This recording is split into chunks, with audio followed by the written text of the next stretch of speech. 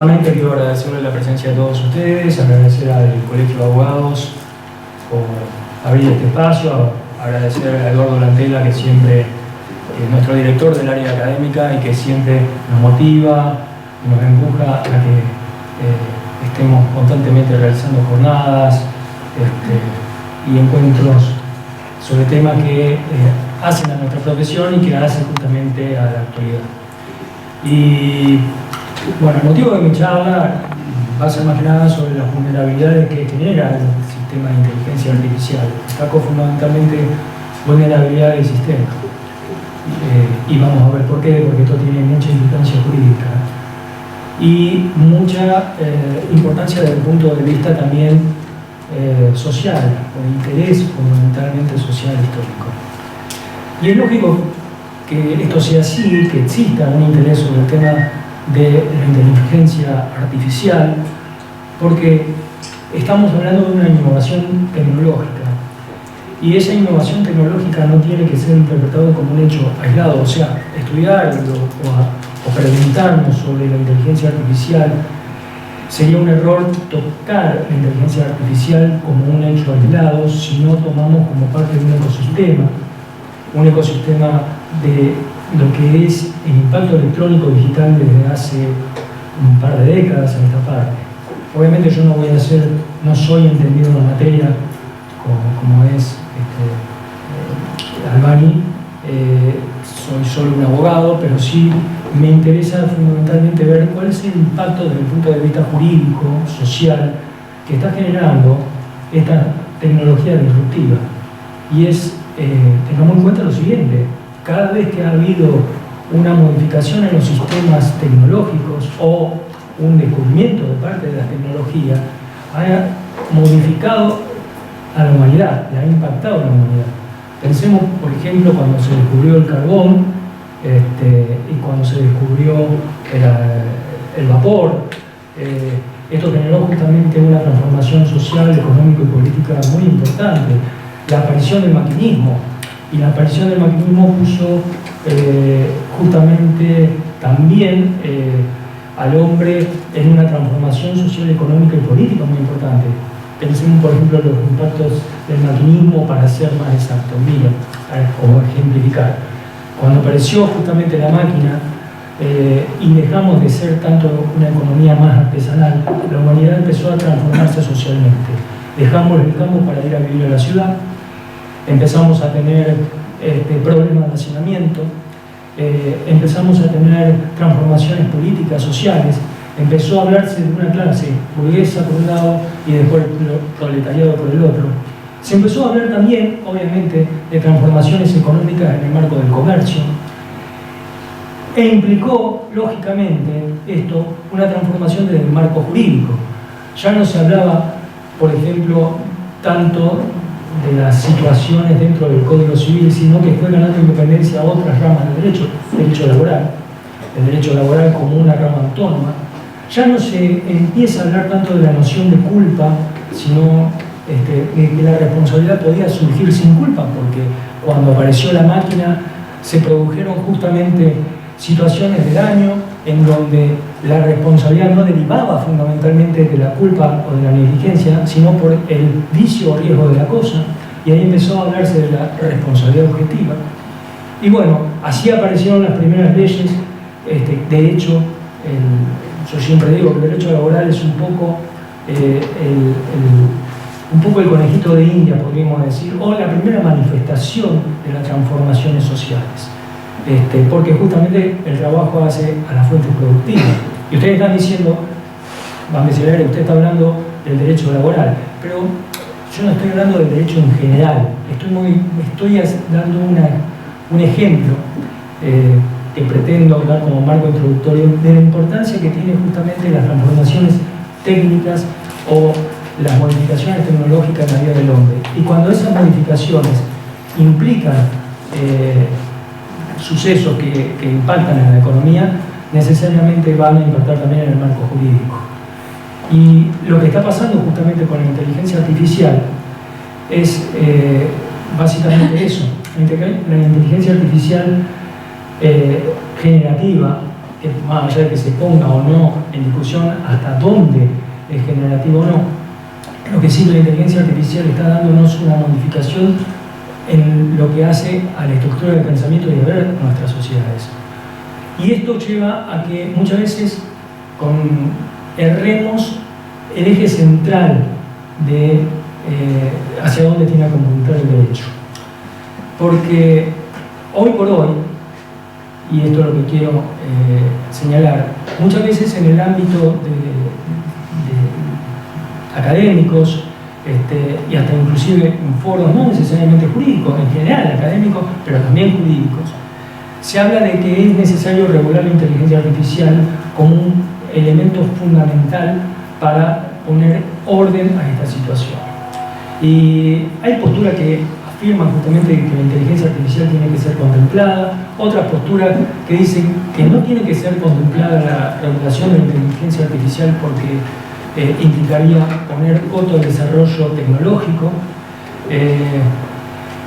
Sea una u otra postura, Europa es más reguladora, Estados Unidos es más reguladora, salvo algunas excepciones como California, pero sea una u otra postura, lo que tenemos que tener en claro es que las situaciones que no han sido reguladas, que no se encuentran reguladas hoy por leyes especiales, como pasa en nuestro país, que no tenemos al día de hoy una ley de inteligencia artificial, esto no implica que no haya un marco jurídico que intente contemplar situaciones de protección. Esto no implica que no existan herramientas legales que tiendan a dar una cierta respuesta y dar respuesta efectiva. Entonces, vamos a tratar de analizar justamente el impacto de la inteligencia artificial en un ámbito de la persona, porque lo que se trata básicamente de tener en cuenta es que el eje central del derecho no es la inteligencia artificial, es la persona, y la persona en su dignidad. La reforma del Código Civil y Comercial de la Nación, que es para mí el punto, no digo culmine, porque el derecho no puede ser algo estático.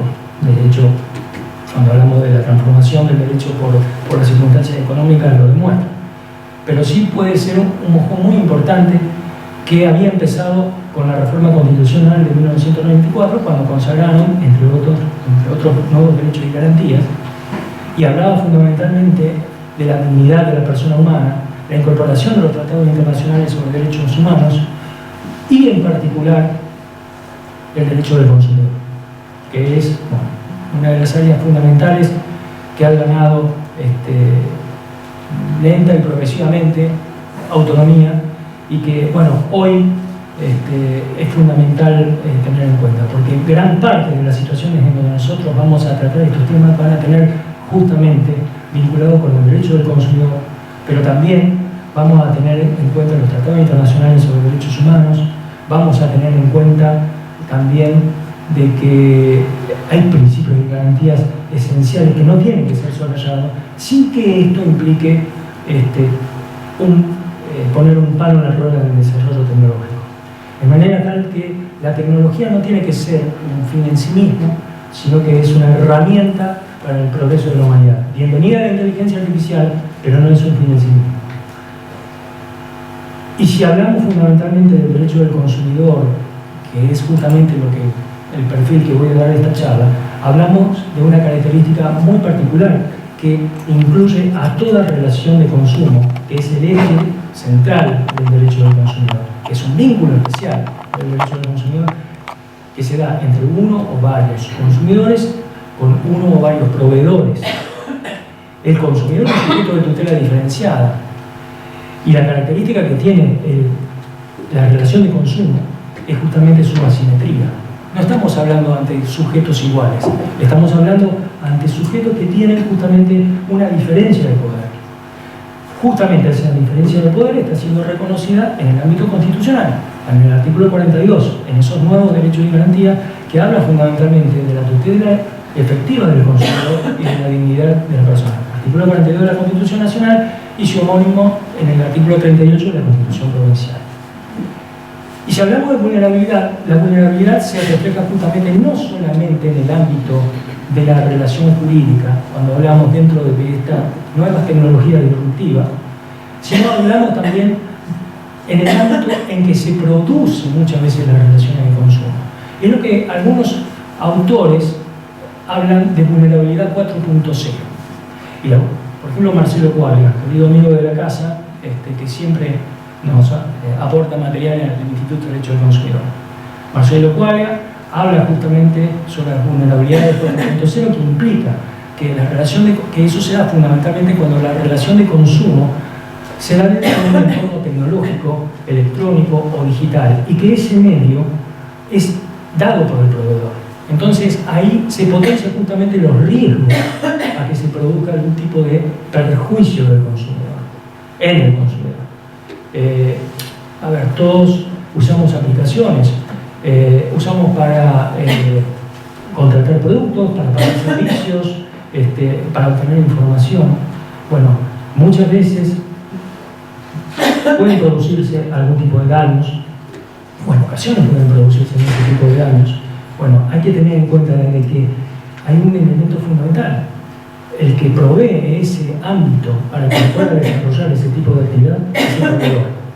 Y muchas veces una característica que se da, sobre todo a partir del 2020, en países como los nuestros, que no son tan desarrollados, pero que nos vimos forzados, casi diríamos empujados a utilizar la tecnología, es que ese marco tecnológico se ha abierto a personas que generalmente no se encontraban con la cultura ni incorporado el hábito de utilizar ese tipo de sistema de contratación a través de instrumentos electrónicos o instrumentos digitales.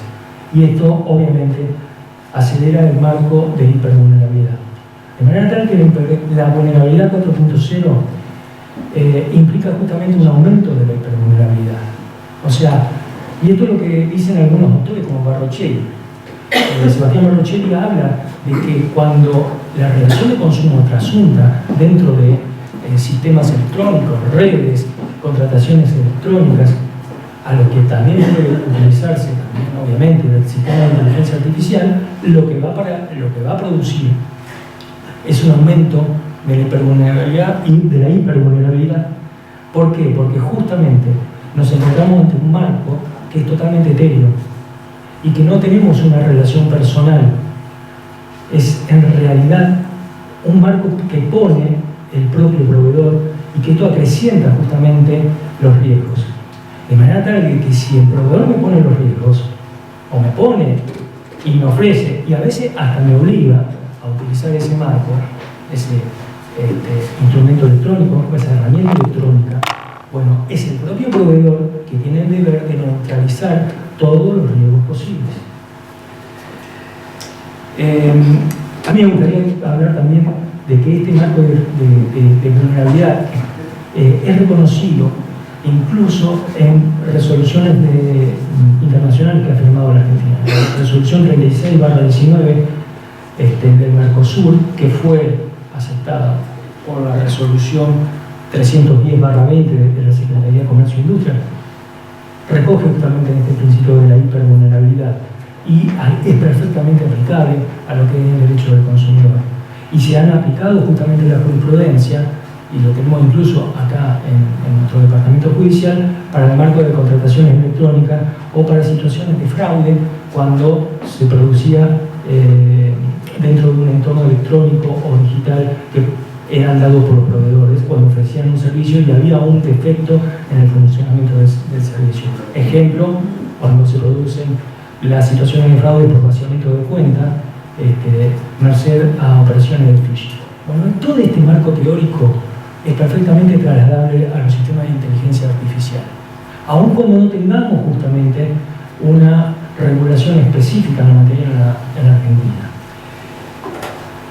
Yo quisiera justamente poner hincapié de que si bien no tenemos, al menos yo no tengo conocimiento, no sé por ahí Adrián o alguno de ustedes, y esto lo hago a todo el panel, en la Argentina no tengo conocimiento sobre antecedentes de responsabilidad por daños generados por inteligencia artificial, al menos sentencias, yo personalmente. Sí tengo algunos antecedentes extranjeros, algunos de los que voy a tratar de mencionar a lo largo de esta locución. Pero El hecho de que no exista, vuelvo a decir, no significa que no haya enseñanzas, o que no haya ya la jurisprudencia y la doctrina trazando un camino. Y a mí me gusta traer siempre a colación un caso que es emblemático, que Oscar, que me está mirando, ya se debe dar cuenta y debe decir otra vez que da caso, es GAC contra Pacema. El GAC contra Pacema no tiene nada que ver con lo electrónico. Tiene que ver justamente con una situación de daños al consumidor producido justamente por haber consumido un producto vicioso que era los nuggets de pollo. Una persona un niño, que fue con su madre a un McDonald's y que sufre justamente una intoxicación. Bueno, ¿yo por qué rescato fundamentalmente de GAC contra Pacema y lo traigo acá a la mesa de ustedes? Porque es fundamental, para mí es un mojón dentro de lo que es la jurisprudencia de nuestra Suprema Corte Provincial. Y los invito a leer y los convoco a que lean el voto del doctor Eduardo de la Salle, que yo no voy a leerlo textualmente, pero él habla fundamentalmente, y perdonen por no ser tan textual, pero no me quiero extender justamente, a veces la textualidad conspira con el tiempo, pero yo voy a decir lo que para mí es fundamental y que tiene que ser elemento de análisis en este tipo de situaciones o controversias que pueden darse sobre la inteligencia artificial. Primero, cuando hay un consumidor y se sufre un daño, el derecho del consumidor no es un mero vínculo jurídico, sino que es algo más. Es un sujeto de tutela diferenciada, al que se le tiene que dar una efectividad en la tutela y en la protección de sus derechos. Porque así lo dispuso el artículo 42 de la Constitución Nacional y el artículo 38. Y otro elemento, bueno, el GAC contra Pacema es muy utilizado por el tema de la carga dinámica de la prueba y cómo se interpreta el artículo 53 de la Ley de Defensa del Consumidor, que también, lo vamos a ver, también se aplica en estos casos, por lógica. Otro elemento que a mí me destaco de ese fallo es que habla de la responsabilidad social empresaria. No es poca cosa hablar de la responsabilidad social empresaria cuando nos encontramos justamente frente al uso y la utilización de estas tecnologías disruptivas que implican que nos pongan un marco de contratación con un sistema que está muchas veces diseñado por profesionales, por conjuntos profesionales, por empresas, para obtener ganancias, para maximizar servicios, pero que muchas veces nosotros como consumidores, y digo todos, y esto no importa que seas un especialista en materia informática, no importa que seas un jurista o funcionario de la magistratura, ni nosotros que seamos abogados, sino que en definitiva todos somos consumidores, que no es lo mismo que todo sea derecho del consumidor, pero todos somos consumidores, como dijo el presidente Kennedy en Estados Unidos, y que a partir de ahí arrancó el derecho del consumidor. Porque básicamente es comprender que esa asimetría debe ser captada, analizada por todos los operadores jurídicos. Y cuando digo todos los operadores jurídicos, en definitiva hablamos de todos los abogados que ejercemos la profesión, independientemente del lado que estemos, de la profesión liberal, en el rol que nos toque, o los abogados en el ejercicio de la magistratura, sean magistrados o sean funcionarios del Ministerio Público. O sea, tengamos en cuenta el rol importante que tenemos, sobre todo cuando se habla incluso de que la abogacía puede estar en peligro por estas tecnologías disruptivas. Un poco tomo la posta de lo que dijo acá Albani. Yo no me considero que un ente pueda ser reducido a un algoritmo. Sí puede ser influenciado, como veremos, pero no reducido. Somos mucho más importantes de eso, y esa importancia está reconocida en los tratados internacionales a la Constitución, en los tratados internacionales, y todo el sistema protectorio del derecho del consumidor y todo el sistema de nuestro derecho privado, a punto tal que la norma principal, desde mi punto de vista, del derecho del consumidor, del derecho, y el eje central, parte del artículo 1, 2, 52 que habla de la dignidad de la persona, ¿verdad? En todos sus planos. Nosotros también lo tocamos el tema de la dignidad en el artículo 8 bis y en el artículo 1097 del Código Civil, 8 bis de la Ley de Defensa del Consumidor y 1097 del Código Civil y Comercial de la Nación, pero el 52 me gusta mucho más porque no solamente abarca a la persona humana desde su concepción de consumidor, sino a la dignidad del ser pleno. Tengamos en cuenta esto. Vuelvo con, perdón si soy reiterativo, el eje fundamental del sistema jurídico siempre va a ser la persona. El sistema de inteligencia artificial es una herramienta fundamental que puede servir para el desarrollo de la humanidad. Y bienvenido sea la nanotecnología, la posibilidad de llegar a superar horizontes que hasta ahora no hemos traspasado, pero siempre tiene que estar detrás del hombre. Dicho esto, si hablamos del derecho del consumidor, yo ya estoy hablando de un marco de responsabilidad. Y esa responsabilidad es objetiva. Porque la ley de defensa del consumidor, a diferencia de lo que sucede en otros ámbitos, establece una responsabilidad objetiva, teniendo el objetivo consagrado en el artículo 40. ¿Por qué? Porque justamente por esa asimetría, esa efectividad de la tutela y esa situación que implica que el proveedor es el que pone el producto, el bien o el servicio, y que por lo tanto tiene que hacerse cargo de las consecuencias que puede ocasionar ante un perjuicio que genere por el defecto o vicio del producto o del servicio. Ahora bien, hacemos un poquito hincapié. A mí yo dije que no me gusta caer mucho en leer textos, pero permítame en este caso leer un pequeño texto en otro antecedente que señaló la Corte. Y vamos a ir desmenuzándolo en este párrafo. La causa de Gorlini, María Fabiana contra Banco de Galicia, no es un caso, insisto, sobre inteligencia artificial, es un caso de responsabilidad bancaria por mal servicio de seguridad a una mujer que fue a un cajero automático y sufrió un asalto, un robo dentro del sector del banco, en el sector del cajero automático. Se discutió justamente el tema de la responsabilidad bancaria en ese caso. A mí lo que me interesa destacar es justamente este párrafo del doctor Soria, que fue el voto de la mayoría y que forma parte de la doctrina legal de la Suprema Corte.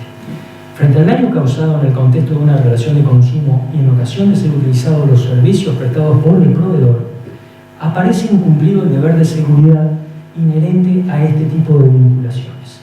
Sindicado responsable, el proveedor debe acreditar para excluir su responsabilidad que la causa del daño ha sido ajena, conforme al artículo 40 de la Ley de Defensa del Consumidor. Y en esto, ¿qué es la causa de sido ajena? Puede ser un daño provocado por el propio, por la culpa de la víctima, el hecho de la víctima. A ver, en esto ya la jurisprudencia tiene dicho, y la doctrina especializada, que cuando hablamos dentro del campo de los hechos, daños generados en el campo electrónico digital, la interpretación debe ser el hecho de la víctima o la culpa de la víctima, el viejo criterio de la culpa de la víctima, que hoy se habla hecho de la víctima, tiene que ser una interpretación restrictiva y tiene que ser fundamentalmente analizado sobre la base del caso fortuito o la fuerza mayor. O sea, tiene que ser muy estricta la manera de interpretarse la extinción de responsabilidad. De manera tal, de acá quiero tener en cuenta cómo el deber de seguridad que consagra el artículo 5 de la Ley de Defensa del Consumidor y el deber de prevención de daños que consagra el artículo 1710 del Código Civil y Comercial y la profesionalidad que está consagrado en el artículo 1725 del Código Civil tiene mucho que ver justamente como si fuera el anverso y el reverso de una misma moneda. Si yo presto un servicio que puede generar riesgo, insisto, tengo que cubrir todos los riesgos, y esos riesgos es previsible. Tengo que aumentar la seguridad al máximo nivel posible, de manera tal de que todas las hipótesis de riesgo sean neutralizadas a los efectos de evitar el daño. Si la situación de previsibilidad no fue neutralizada por un mal servicio, en ese caso, el proveedor electrónico digital será responsable de los perjuicios que se ocasionan. De manera tal que la previsión muchas veces tiene que ver, no porque no, mejor dicho, los daños tienen que ver no muchas veces porque no se prevea. Muchas veces los daños son provocados para obtener rédito o para minimizar costos. Y en esos casos se puede hablar justamente de una ausencia de inversión y una ausencia de deber de previsión de parte del proveedor, y esto implica justamente una mala prestación de servicio que puede generar la responsabilidad del artículo 40 de la Ley de Defensa del Consumidor.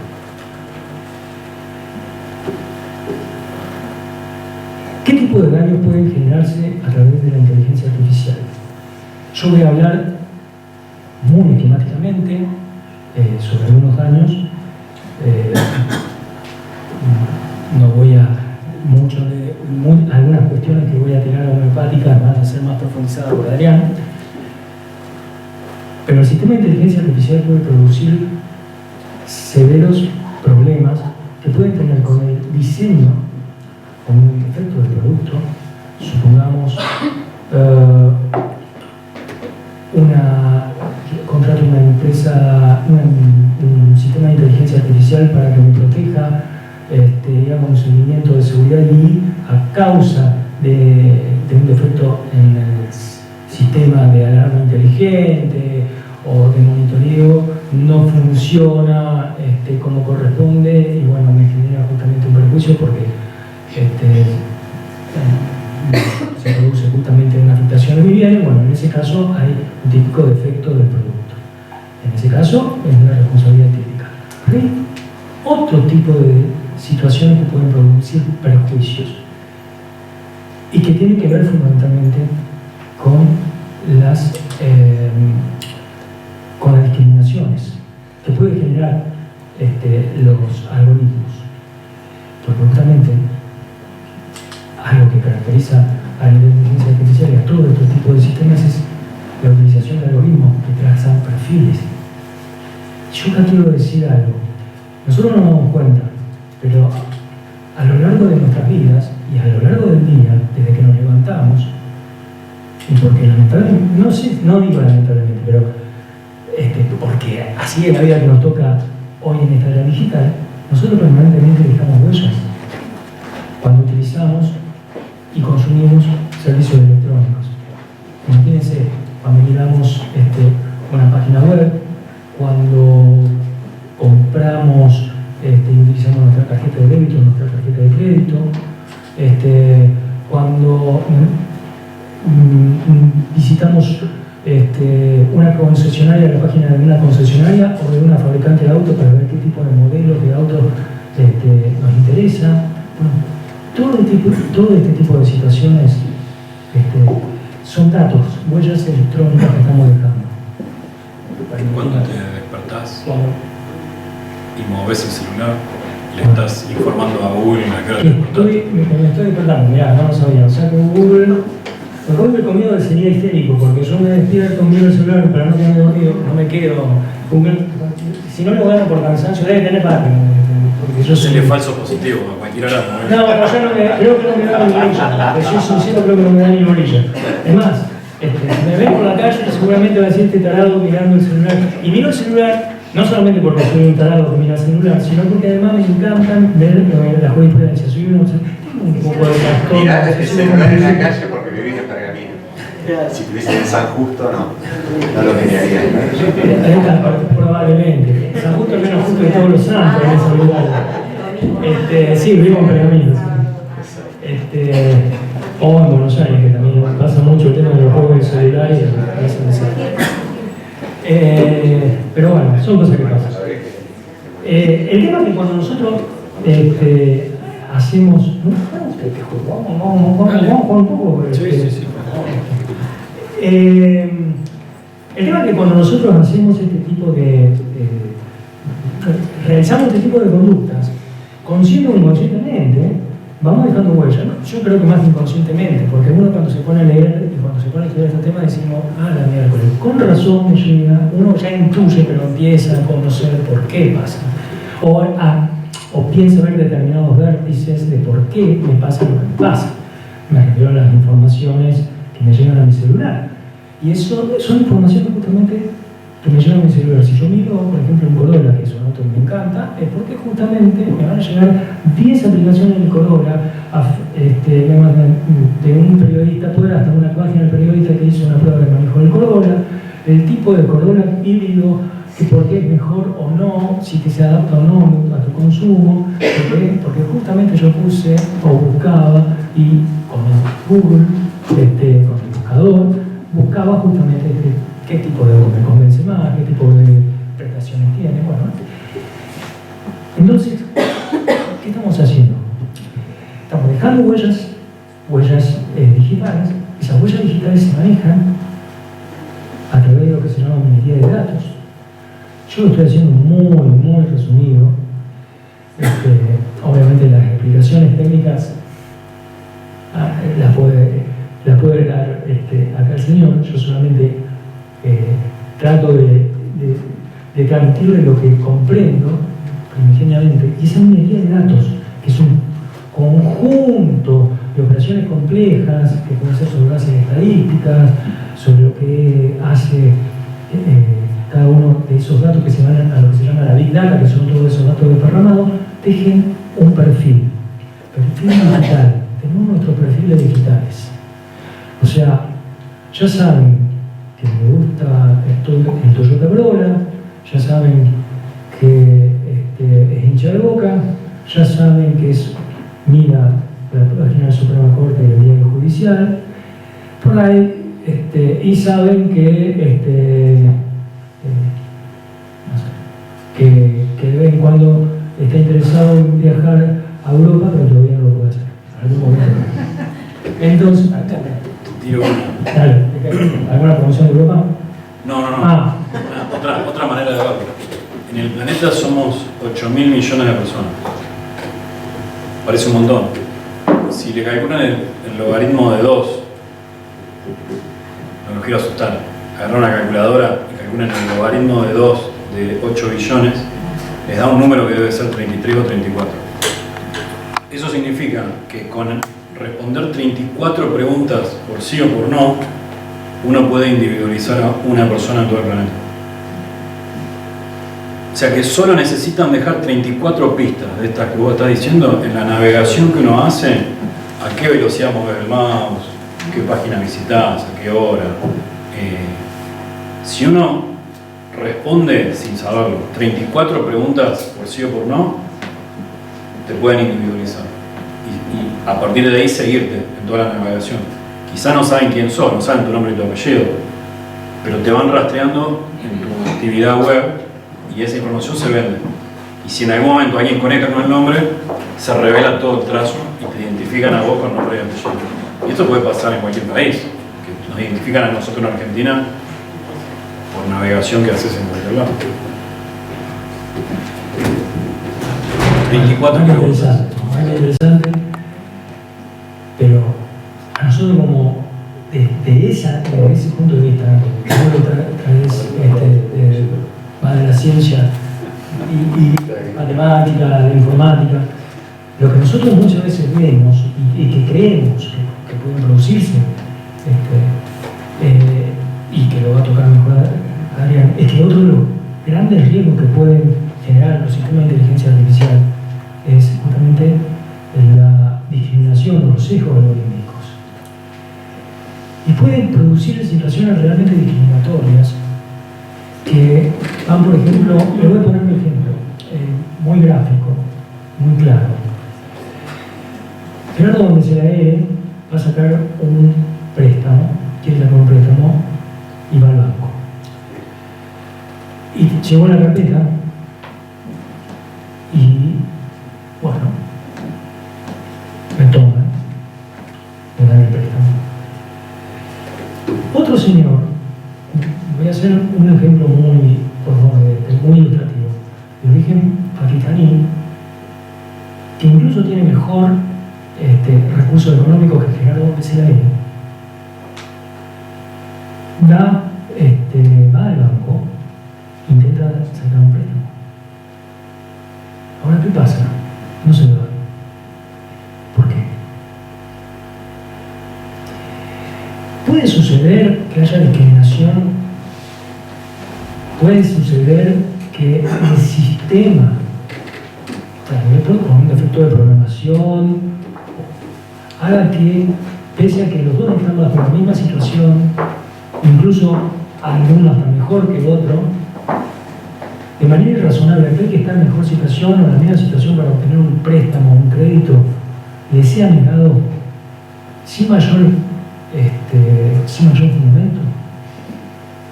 En esos casos, vuelvo otra vez con la noción fundamental, que es la persona y la dignidad de la persona. Y ahí los sesgos pueden generar trato discriminatorio. Esto lo tiro más que nada como para que lo va a profundizar. Y el otro tema, que también tiene que ver, que quiero traer acá, es el tema de lo que se llama la burbuja digital. O sea, somos influenciables. Sí, muchas veces somos influenciables.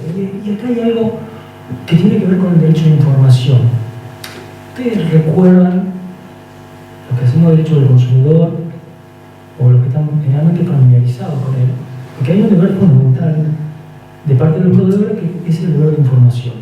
Deber que implica su un derecho para el consumidor, un deber que forma parte de la prestación que tiene que cumplir el proveedor. ¿Y qué tiene que ver ese deber de información? El deber de información es sobre la característica del producto, sobre cómo está realizado, la seguridad, las implicancias, un deber que muchas veces tiene que ser una advertencia en algunos casos, sobre todo cuando son comercializados en sistema, o el servicio comercializado en sistema electrónico.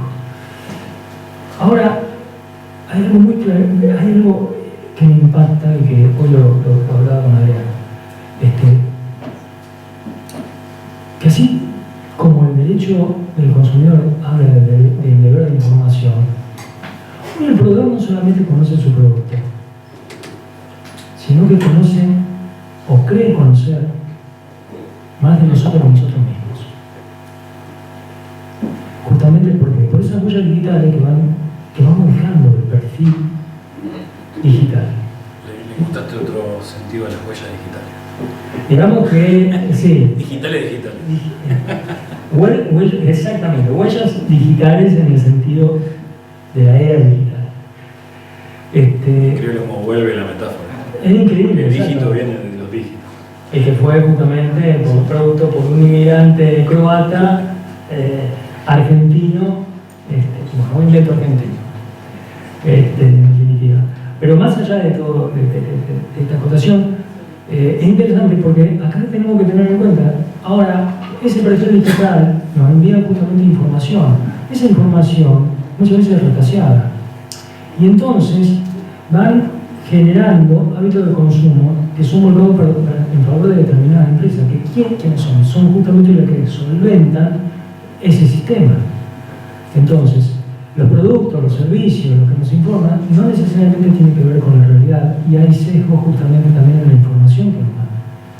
Y hay otro tema también que tengo, acá me pregunto, ya no desde el punto de vista del consumidor, sino también desde el punto de vista de las empresas competitivas. ¿Qué pasa con aquellas empresas que son excluidas de esa burbuja digital? O sea, Google manda información sobre tal producto, pero que de sus patrocinadores, pero no de aquellos que no llegan a cotizar tanto. Entonces, recordemos que la Ley de Defensa del Consumidor tiene mucho que ver con la Ley de Libertad Comercial. De hecho, hay un diálogo y el artículo 3 de la Ley de Defensa del Consumidor lo dice, que tiene que integrarse con la Ley de Libertad Comercial y Defensa de la Competencia, lo cual una empresa podría, tal vez en un futuro conflicto, demandar a estos buscadores, a Google, etc., como una amenaza justamente a esa libre competencia o como una afectación a la libertad comercial, que a su vez implica una afectación al derecho a la información del consumidor y a la posibilidad de elegir. O sea, estoy poniendo un poco en duda esa información que muchas veces nos brindan, pero bueno, es una de las características que quería resaltar. Hay algo que, esto de que los algoritmos con los cuales se alimenta el sistema de inteligencia artificial, yo diría que en la jurisprudencia no tenemos casos de responsabilidad de inteligencia artificial, pero sí tenemos casos en donde se hacen preguntas interesantes. La Corte Suprema de Justicia de la Nación, en un precedente que es de Negri, Natalia Ruth contra Google, sacó una sentencia en el fallo en el año 2022. Es un caso muy interesante, no tiene que ver con el uso de inteligencia artificial. Ustedes, para aquellos que no son millennials, yo con los gustos. Vos llegás con los gustos. Lo voy a decir, para aquellos que peinan cana, cuando miro de todo de acá, por ejemplo, o para quienes no nos peinamos, no quiero entrar en... Recordarán a Natalia de Negri, ¿se acuerdan del caso Coppola? El caso Coppola justamente fue un caso, aquellos que son jóvenes, el caso Coppola fue un caso muy, digamos, muy televisivo, en donde fue escandaloso, fue un caso, en realidad, como sucede muchas veces en nuestro país, casos que son serios, en donde estaba involucrado un representante de un jugador de fútbol, del máximo jugador de fútbol en aquel entonces, que era Diego Armando Maradona, con un tema que supuestamente se encontraba en infracción a la ley estupefacientes. Entonces, bueno, en ese caso, típico del sainete argentino que a veces se suele dar en la televisión, se había producido toda una serie de a un hecho policial, judicial, se produjo la participación de gente que realmente no tenía mucho que ver, no necesariamente, no tiene demasiado que ver con el hecho en sí, desde el punto de vista de los estupefacientes y de la tipicidad del delito, pero sí que tenían mucho que ver con el espectáculo. Entre ellos estaba la señorita Natalia de Negri. Bueno, Natalia de Negri, pasados 2 años, invocando el derecho al olvido, intentó justamente plantear una acción contra Google, pidiendo justamente de que se desindexara su nombre del caso Coppola, porque argumentaba que eso ya era una etapa de su vida que ya había pasado, ya había superado, que era otra etapa de su vida, que había situaciones que realmente la avergonzaban y que, bueno, hacía más de 20 años que había sucedido los hechos y que en realidad eso carecía de interés público. La Corte, invito a que lean el fallo, desestima esa pretensión, hace lugar al recurso extraordinario que había interpuesto Google, y lo hace sobre la base justamente de la libertad de expresión. Pero yo lo que quiero traer a colación es justamente un párrafo. En ese párrafo la Corte había dicho que se hizo una audiencia pública que trata la Corte, en donde se habló, también Amico Curiae, habló el abogado de Google, en donde se le preguntó básicamente sobre los algoritmos, y con los algoritmos se adaptan de acuerdo a la necesidad de cada cliente. No es lo mismo el buscador que escriba Natalia de Negri en Estados Unidos, donde Natalia de Negri había tenido una participación activa en su labor profesional, incluso como periodista o presentadora de la CNN, y en Argentina. Y que, por lo tanto, no era neutro y que podía ser perfectamente subjetivo. Entonces, es interesante, quiero decir esto. Esto lo dice la acorde o interditum, pero esto es lo que va a ser materia de discusión próxima seguramente, porque estos son casos que se van a dar. En base a la forma que Gull manifestó que aparece en los resultados, se podría generar un cierto perfil de las personas que podría condicionar la composición del lugar que el internauta se hará de la identidad de la persona ocultada. De ahí la necesidad de asumir hacia el futuro la problemática de ciertos aspectos del funcionamiento de los algoritmos de los que se sirven los motores de búsqueda para que resulten más entendibles y transparentes para los usuarios, muy sujetos a la decisión de aquellos.